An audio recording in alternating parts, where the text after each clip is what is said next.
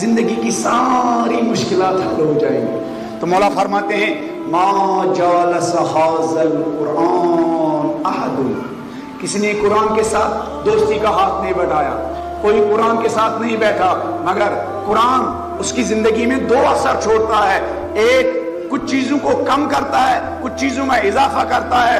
ہدایت میں اضافہ کرتا ہے قرآن کی دوستی، اور گمراہی میں کیا کمی واقع ہوتی ہے قرآن کی دوستی کے ساتھ. مولا فرماتے ہیں، نہج البلاغہ کے الفاظ ہے، فرماتے ہیں وَعْلَمُوا أَنَّهُ لَيْسَ عَلَىٰ أَحَدٍ بَعْدَ الْقُرْآنِ مِنَ الْفَاقَةِ، قرآن کے بعد کوئی غریب نہیں رہتا ہے. قرآن کے بعد کوئی بھوکا نہیں رہتا ہے، قرآن کے بعد کوئی مسکین نہیں رہتا ہے.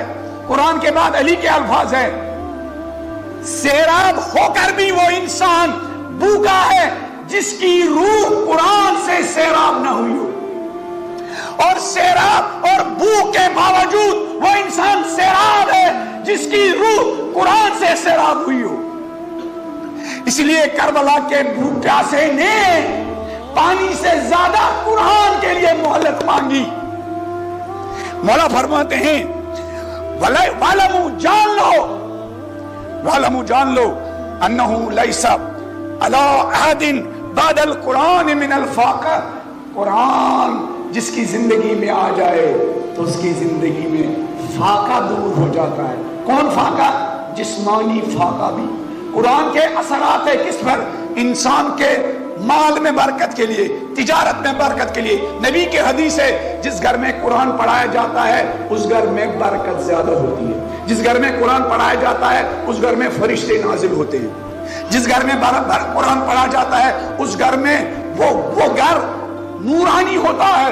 اتنا جس طرح آسمان پر یہ ستارے چمکتے ہیں، جس گھر میں قرآن پڑھا جاتا ہے وہ گھر ایسے ہی چمکتا ہے آسمان والوں کے لیے. اور پھر نبی خود ہی فرماتے ہیں جس گھر میں قرآن نہیں پڑھا جاتا ہے اس گھر میں برکتیں کم ہو جاتی ہے. پھر مولا فرماتے ہیں وَلَا لِأَحَدٍ قَبْلَ الْقُرْآنِ مِنَ الْغِنَىٰ، قرآن سے پہلے کوئی امیر نہیں بن سکتا ہے.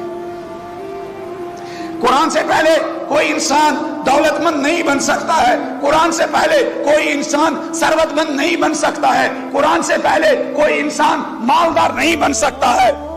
جب قرآن اگر دولت ہے، علی کی نظر میں ابھی فقیر ہے، دولت دنیا کے بعد جب دولت قرآن کا اضافہ ہو جائے تب آپ مالدار بنیں گے. جب دولت دنیا کے ساتھ ساتھ دولت قرآن بھی آ جائے، جب دولت دنیا کے ساتھ ساتھ دولت قرآن بھی آ جائے، مال دنیا کے ساتھ ساتھ مال قرآن بھی آ جائے، مولا فرماتے ہیں وَعْلَمُوا أَنَّهُ لَيْسَ وَلَا لِأَحَدٍ قَبْلَ الْقُرْآنِ مِنَ الْغِنَىٰ، قرآن سے پہلے کوئی امیر نہیں ہے. قرآن سے پہلے کوئی امیر نہیں ہے. پھر مولا فرماتے ہیں اے میرے ماننے والو فاستشفوا من ادوائکم، اپنی بیماریوں کا علاج قرآن کے ذریعے کرو. اپنی بیماریوں کا علاج قرآن کے ذریعے کرو. اپنی حسد کا علاج قرآن کے ذریعے کرو. اپنی بے دینی کا علاج قرآن کے ذریعے کرو. یہ جو نماز میں دل نہیں لگتا ہے یہ ایک بیماری ہے، اس بیماری کا علاج قرآن کے ذریعے کرو. یہ جو آنکھیں موبائل کی سکرین پر کنٹرول نہیں کر پا رہے آپ، ٹی وی کی سکرین پر کنٹرول نہیں کر پا رہے آپ، بازار میں کنٹرول نہیں کر پا رہے آپ، اسکول میں کنٹرول نہیں کر پا رہے آپ، جہاں نامحرم ہوتی ہیں عورتیں ہوتی ہیں آپ اپنی آنکھوں کو کنٹرول نہیں کر پاتے ہیں، اس بیماری کا علاج قرآن کے ذریعے کرو. کیوں؟ قرآن بتائے گا. قرآن بتائے گا. کیا بتائے گا؟ قرآن تمہارے کانوں تک یہ آواز سنائے گا، یہ آواز سنائے گا، یہ پیغام سنائے گا، یہ میسیج سنائے گا.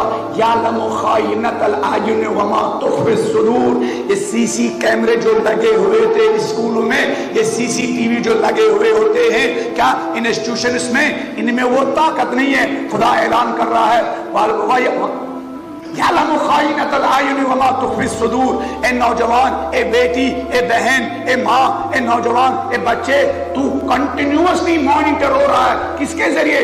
سی سی کیمرے سے زیادہ مضبوط سسٹم کے ذریعے۔ وہ سسٹم کیا ہے؟